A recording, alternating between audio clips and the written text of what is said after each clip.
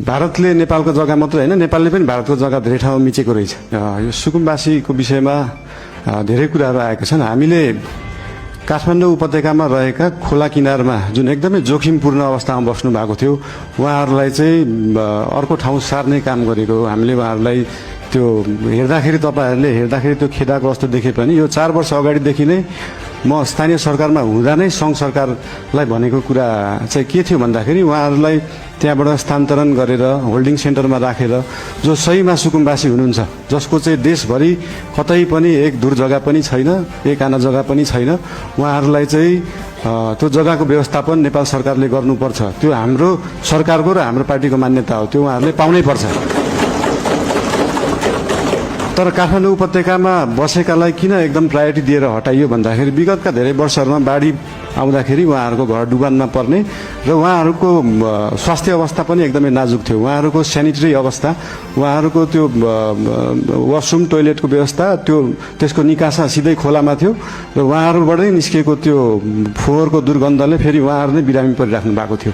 त्यसले गर्दाखेरि उहाँहरू बिरामी पनि परिराख्नु भएको थियो, खोला फोहोर पनि भइरहेको थियो र त्योभन्दा सबैभन्दा ठुलो कुरा चाहिँ उहाँहरूको ज्यान जोखिममा थियो।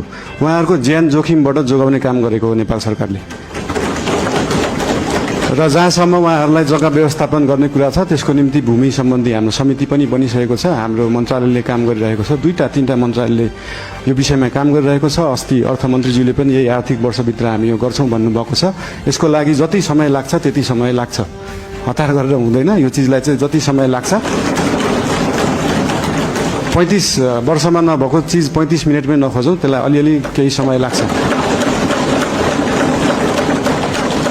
र लिपुलेक लिम्पियाधुराको बारेमा उहाँले सोध्नुभयो, अघि पनि भनिसके। यो चाहिँ डिप्लोमेटिक रूपमा टेबल टक। तपाईँहरूलाई एउटा कुरा अचम्म लाग्छ होला, मैले पनि अस्ति प्रधानमन्त्री भएपछि नै थाहा पाएँ, भारतले नेपालको जग्गा मात्र होइन, नेपालले पनि भारतको जग्गा धेरै ठाउँमा मिचेको रहेछ।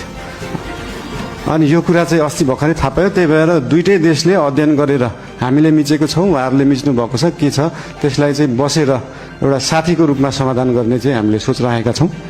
धन्यवाद। सहकारीको विषयमा पनि सोध्नु भएको थियो। सहकारीको विषयमा पनि अहिले एउटा कोष खडा गरेको छ र बाहिर न्युजमा आए जस्तो नेपाल सरकारको पैसा गएको मात्रै जस्तो देखिन्छ। हामीले सहकारीबाट उठाएको पनि पैसा छ। अस्ति लास्ट विकको रिपोर्ट हेर्दाखेरि 3 करोड जस्तो सहकारीबाट उठाइएको थियो, 50-60 लाख जस्तो दिएको थियो। यसको मतलब सरकारको पैसा गइरहेको होइन, हामीले सहकारीहरूबाट उठाएरै उहाँहरू पीडितहरूलाई पैसा बाँड्ने हो। त्यसमा कुनै पनि कन्फ्युजन नराख्न अनुरोध गर्न चाहन्छु। धन्यवाद।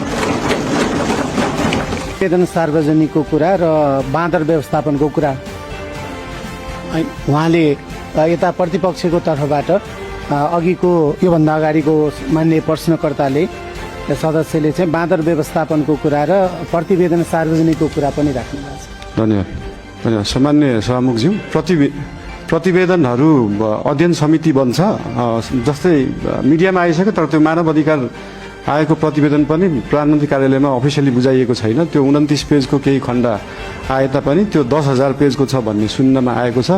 त्यो प्रतिवेदन हामी कहाँ नै अफिसियली रूपमा आइसकेका छैनन्। अनि त्यो प्रतिवेदन आएपछि हामी सार्वजनिक गर्छौँ नै।